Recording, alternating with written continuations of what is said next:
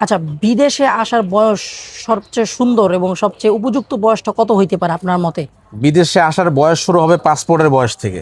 18 বছর থেকে শুরু।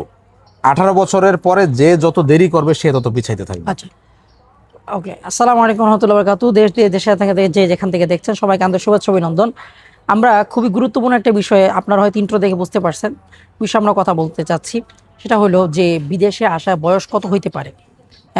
একজন মানুষ কখন বিদেশে গেলে সে তার পরিবারের জন্য, দেশের জন্য, মানে একদম তার নিজের জন্য ভালো একটু আর্ন করতে পারে, ভালোভাবে থাকতে পারে, ওই বিষয়টা নিয়ে আজকে আমরা আমাদের আপনাদের সবারই পরিচিত অমর ভাইয়ের সাথে কথা বলবো ইনশাআল্লাহ।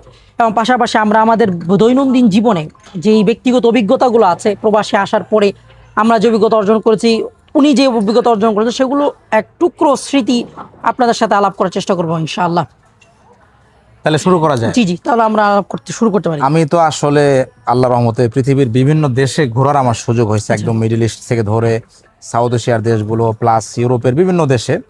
এখন তো ইটালিতে কাজ করতেছি। তো আমার কাজটাই হইলো, অনেকে জিজ্ঞেস করেন যে ভাই আপনি কি কাজ করেন।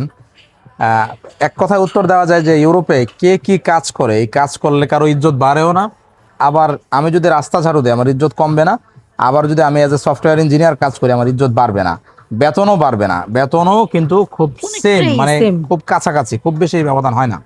তো আমি বর্তমানে যে কাজটা করতেছি সেটা হলো ইমিগ্রেন্টদেরকে নিয়ে, যারা বিশেষ করে নদীপথে বাংলাদেশ থেকে যে সমস্ত ছেলেবেলা আসে ওদেরকে নিয়ে আমি কাজ করি। ওদের ট্রান্সলেটর হিসাবে বলতে পারেন, বা ওদের সার্বিক যে দেখাশোনা, ওদের উকিলের সাথে কথা বলা, বা ওদের কোনো কিছু লাগলে সেটার কথা বলা, এই সমস্ত বিষয়ে আমি কাজ করি। তো ওদের ওখানে থেকে আমি যেটা বুঝতে পারছি, খুব অল্প বয়সে ছেলেবেলে চলে আসে। আচ্ছা, ধরেন এখনো ঠিক মতো মোষ ওঠে নাই, চলে আসছে। বাংলাদেশ তো একটা ফেক দেশ, সেখানে অনেক কিছু ফেক ভাবে করা যায়। মানে ফেক দেশ বলতে ডকুমেন্টেশনের যে ব্যাপার, এটাকে সেখানে জয় বাংলা করে দেওয়া হয়েছে। মানে পৃথিবীব্যাপী লিখিত ডকুমেন্টের যে একটা গুরুত্ব আছে, যে আপনার বয়স, যেমন ইটালিতে আপনার যদি জন্ম আজকে হয় এটারে আপনি কালকে দেখাইতে পারবেন না, আপনার যেদিন জন্ম ওইটাই আপনার অরিজিনাল জন্ম।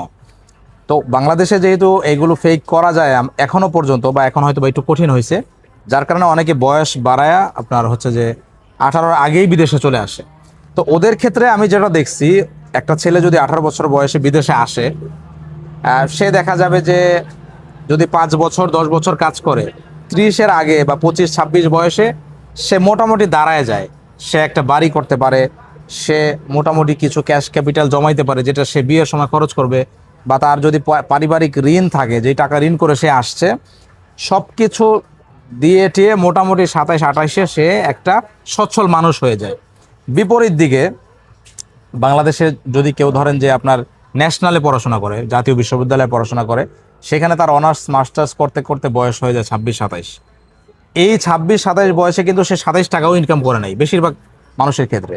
তো ওই লোকটা যখন বিদেশে আসে 30-এর কোটায় এসে, আপনি তো জানেন ইউরোপের কাগজকর্মের একটা সমস্যা আছে, তাহলে দেখা যাবে যে এই লোকটা বিদেশ থেকে কাগজকর্ম ঠিক করে দেশে যাইতে যাইতে তার বয়স 40-এর কাছাকাছি চলে যায়।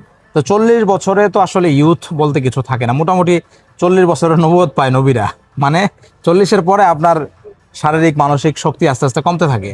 তো যেই ছেলেটা আমি মনে করি যে 18-তে তার ক্যারিয়ার স্টার্ট করলো, সে কিন্তু 10 বছরে অনেক আগে গেল। কিন্তু যে 28-এ যে ক্যারিয়ার শুরু করতেছে, তার জন্য কিন্তু সব কিছু মানে এলোমেলো হয়ে যায়। আবার যেটা হয়, অনেকে বাংলাদেশে বিয়ে শাদী করে, তো বিয়ে শাদী করে অবৈধ পথে যদি কেউ বিদেশে আসে, তার ক্ষেত্রে দেখা যায় যে সে 28 বছর বয়সে বিদেশে আসছে, তার মেয়ে আছে, ছেলে আছে, 10-12 বছর ইউরোপে তার কাগজ হইলো না, সে বৈধ হইতে পারলো না, বৈধ না হওয়ার কারণে সে দেশে যাচ্ছে না। তো এই অপেক্ষা করতে করতে দেখা যাচ্ছে যে ছোট বাচ্চা রেখে আসছে, বাচ্চা প্রাপ্তবয়স্ক হয়ে আসছে, এটা একটা, এবং তার স্ত্রী সন্তান প্রত্যেকেই একটা ব্যাপক জটিলতার মধ্যে থাকে, মানসিক স্ট্রেসের মধ্যে থাকে। এবং এমন মানুষের সংখ্যা কিন্তু আমি নিজে অনেক দেখছি, এদের সংখ্যা কিন্তু কম না। সো আমার কাছে মনে হয় যে অ্যাজ আর্লি, যত দ্রুত কেউ আসবে, যদি আসে, আমি বলছি না যে সবাই বিদেশে আসেন, বাট যদি কেউ আসতে চায়, আমার পরামর্শ হইলো যে খুব দ্রুত আসা। দেরি করে আসাটা আমি আসলে যৌক্তিক মনে করি না। না এটাও ঠিক, যে কারণ দেরি করে আসলে যে যত তাড়াতাড়ি আসবে তার ভবিষ্যৎ তত তাড়াতাড়ি দাঁড়াবে। জি আর সবচেয়ে কথা হলো আমাদের বাংলাদেশের মধ্যে এখন যে আর্থিক অবস্থা, জি, এখানে মানে বাংলাদেশের তরুণদের কোনো ভবিষ্যৎ নাই, না কোনো প্ল্যানও নাই, কোনো পারিবারিক ভাবেও প্ল্যান নাই, রাষ্ট্রীয় ভাবেও নাই। রাষ্ট্রীয় কোনো প্ল্যান নাই। কারণ মানে তরুণদের যে বিপদটা, এটা প্রত্যেকের বিপদ তাকেই ফেস করতে হইতেছে, তাকে কোনো প্রপার গাইডলাইন কেউ দিতেছে না। আসলে কারণ বাংলাদেশ আপনার যে অবস্থা বিগত 50-52 বছর স্বাধীনতার পরে জি, বাংলাদেশে এখন পর্যন্ত স্বাধীন কোনো শিক্ষা ব্যবস্থা গড়ে ওঠে নাই, স্বাধীন বা এটা নিয়ে কেউ চিন্তাই করে নাই, চিন্তা করে না, স্বাধীন কোনো পলিটিক্যাল সিস্টেম পলিটিক্যাল দাঁড়ায় নাই, স্থিতিশীলভাবে চলে নাই। কেউ দাঁড়ায় নাই। জি, যতদূর আমাদের একটা ছেলে ইউনিভার্সিটি করার পরে বাংলাদেশের যেই সর্বশেষ হিসাব আছে, জি, এই হিসাব মতে বাংলাদেশে প্রায় 40 লক্ষের উপর উচ্চ শিক্ষিত বেকার আছে। ওকে, উচ্চ শিক্ষিত বেকার মানে হইলো তারা অনার্স মাস্টার্স করছে। জি, তার একটা ছেলে অনার্স মাস্টার্স করার পরে তারপরও তার বাবার কাছে গিয়ে টাকার খরচ চাইতে হইতেছে যে আপনি এটা আমার, খুবই মর্মান্তিক। অথচ আমরা এখানে দেখতেছি ইউরোপে যে একটা ছেলে 14 বছর হওয়ার পরে মানে হাই স্কুল থাকা অবস্থায় সে দিনে 2 ঘন্টা বা 4 ঘন্টা কাজ করতে পারে, 18 বছর হইলে ফুল কাজ করতে ফুল পারে, কাজ করতে পারে, পাশাপাশি সে ইউনিভার্সিটিতে পড়তে পারে। করতে পারে। মানে বাংলাদেশে এই সিস্টেমটা কিন্তু নাই। আবার এখানে যেটা দেখলাম ইউনিভার্সিটির বিষয়টা আসি, অনেকে জিজ্ঞেস করতে চায়, এখানে কিন্তু বয়সের কোনো ব্যবধান নাই। একটা 20 বছরের ছেলেও ডিগ্রি নিতে পারে, আবার 80 বছরের বুড়াও ডিগ্রি নিতে পারে, মানে শিক্ষার যেটা বলে যে শিক্ষাটাকে সহজ করা হয়েছে। করছে।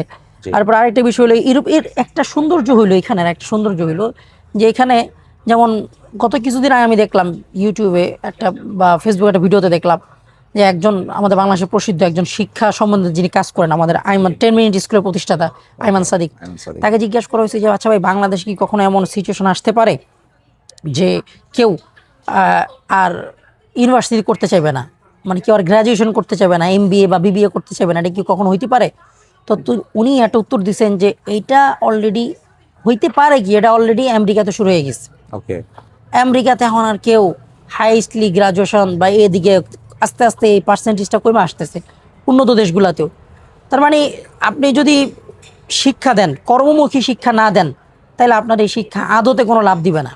যেমন এই যে ইটালির যে শিক্ষাগুলো আমরা দেখি, এদের শিক্ষা কর্মমুখী, বাংলাদেশে কিন্তু কর্মমুখী না শিক্ষা তারপরেও কিন্তু কর্মমুখী হওয়া সত্ত্বেও কিন্তু গ্র্যাজুয়েশনের প্রতি ব্যাপক আগ্রহ নাই, আগ্রহ নাই। এবং আমি মনে করি এটা থাকা উচিত না সবার এখন ক্ষেত্রে। কি করবেন, কয়টা ছেলে যারা লাউরিয়া বলে পৃথিবীর নিয়ম হইলো, আপনি যদি কাউকে কিছু দেন, আপনি যদি কাউকে শ্রম দেন, সে আপনাকে পয়সা দিবে। স্বাভাবিক, আপনার যে কলাপাতা আছে, কলাপাতা দেখায় কেউ আপনাকে টাকা দেওয়াটা তো লজিক্যাল না। অবশ্যই। কেন আপনাকে টাকা দিবে? আর সবচেয়ে বড় কথা, এখানে একটা কথা কি, মানে আমরা তো আমাদের দেশের ভালো দিক খারাপ দিক নিয়েই বলি, জি, আর আমরা আমাদের দেশকে ভালোবাসি দেখি বলি। বাংলাদেশে যে কর্মমুখী শিক্ষা নাই তা জি। কিন্তু না, বাংলাদেশে কর্মমুখী শিক্ষাও তা আছে, যেমন কিন্তু সেটা গুরুত্ব পায় না। ভোকেশনাল, জি, যেমন সেটা সবচেয়ে কম গুরুত্বপূর্ণ আমাদের সমাজে, অবহেলিত। এবং এটাকে দেখলে একটু নিচু জাতের মানুষ মনে করা হয় যে এখানে যারা একটা পড়ে। ছেলে যদি সায়েন্স থেকে একটা ছেলে এসএসসি দিছে, মাশাআল্লাহ, সুখে ভালো মেধাবী, খুব ভালো। আর আরেকটা ছেলে ভোকেশনাল থেকে এসএসসি দিছে, মানে তার শুনলেই ভিতর থেকে একটা কেমন মানে অবহেলা ভাব তার চলে কোনো না আসে। কোনো সমস্যা আছে, এই জন্য সে ওখানে গেছে। অথচ আমি একটা এখানে একটা আমাদের যারা দর্শক শ্রোতা আছে তাদের অভিজ্ঞতা হতে পারে, যেন আমার জীবন একটা বাস্তব অভিজ্ঞতা শেয়ার করি। আমি যখন ইটালিতে আসবো, ইটালিতে আসার আগে আপনার প্রবাসী কল্যাণ মন্ত্রণালয় আওতায় একটা নতুনদের জন্য একটা ট্রেনিং নিতে হয়। আমি ট্রেনিং নেওয়ার জন্য আমার এলাকায় গেছিলাম। জি, তো আমার ট্রেনিং স্থলটা পড়ছিল এই ভোকেশনাল স্কুলের পাশে। তো আমি ওখানে ভোকেশনাল একজন স্যার আমাদের ক্লাস করে, তখন আমি তারা জিজ্ঞেস করলাম যে স্যার, এটার ভবিষ্যৎ কি বা কি আশয় বিষয়? তখন উনি আমার একটা কথা বললেন যে দেখো, যে কেউই ভোকেশনাল পড়তে চায় না, কিন্তু সবাই ভিতরে জুড়ে দিয়ে যেতেছে। কিন্তু কেউ যদি ভোকেশনালে ঠিক মতন পড়ে, কেউ যদি ভোকেশনালে ঠিক মতন পড়ে, তার বাংলাদেশি চাকরি সম্ভব এবং ভালো বেতনে চাকরি সম্ভব। এবং উনি আমার এই কথাটা বললেন যে একটা ছেলে এসএসসি এইচএসসি বা অনার্স পাস করলে তার চাকরি হবে কি না এটা কোনো নিশ্চয়তা নাই, কিন্তু কেউ যদি ভোকেশনাল থেকে এসএসসি করে তাহলে তার চাকরি সম্ভব, কারণ তার কাছে কর্মমুখী শিক্ষা আছে, প্র্যাকটিক্যাল আছে। না, এটা আমি ব্যক্তিগতভাবে দেখছি। ধরেন একজন বিএসসি তে মানে আপনার হচ্ছে সিভিল ইঞ্জিনিয়ারিং এ বিএসসি করছে, আরেকজন ওইটাই ডিপ্লোমা করছে ভোকেশনালে, কিন্তু প্র্যাকটিক্যাল ফিল্ডে একটা বিল্ডিং বানানোর ক্ষেত্রে দেখা যায় যে ভোকেশনালের যে ছেলেটা, ওর অভিজ্ঞতা বেশি, বেশি, কারণ ও হাতে এবং কলমে ও ব্যক্তিগত জীবনে কর্মজীবনে ভালো করতেছে ও। কিন্তু যে যিনি হচ্ছে যে বিএসসি করছেন, মানে খুবই আরো বেশি আপডেটেড, কিন্তু ওনার ওই মানে কাজের অভিজ্ঞতাটা কম, যার ফলে চাকরি জীবনে যায় সে সার্ভিস দিতে যায় বেশি কিছু দিতে পারতেছে। দিতে পারতেছে। এটা খুব সুন্দর একটা কথা। যাই হোক, আজকের আশা করি আজকে যে বিষয়বস্তু আমরা নিয়ে আলোচনা করলাম, এটা নিয়ে হয়তো আপনারা আপনাদের মূল্যবান মতামত আমাদেরকে জানাবেন, এই আর কি। সবাই সে পর্যন্ত ভালো আপনাদের থাকবেন। যদি বিদেশ রিলেটেড কোনো প্রশ্ন থাকে কমেন্টে জানাবেন। আর ব্যক্তিগতভাবে আমার কাছে অনেকে নাম্বার চান, আমি কয়েকজনকে নাম্বার দিয়েছিও, বাট আসলে রিপ্লাই করা সম্ভব হয় না, তখন দেখা যায় যে অনেকেই কষ্ট পান।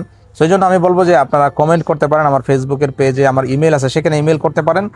আর নেক্সটে আমরা কি কি স্কিল শিখে আপনারা বিদেশে আসবেন, আপনি মিডল ইস্টে যান বা ইউরোপে আসেন, সেগুলো নিয়ে কথা বলবো ইনশাআল্লাহ। অবশ্যই। ততক্ষণ পর্যন্ত ভালোই থাকুন, আমাদের সাথে থাকুন। আল্লাহ হাফেজ। সালাম আলাইকুম।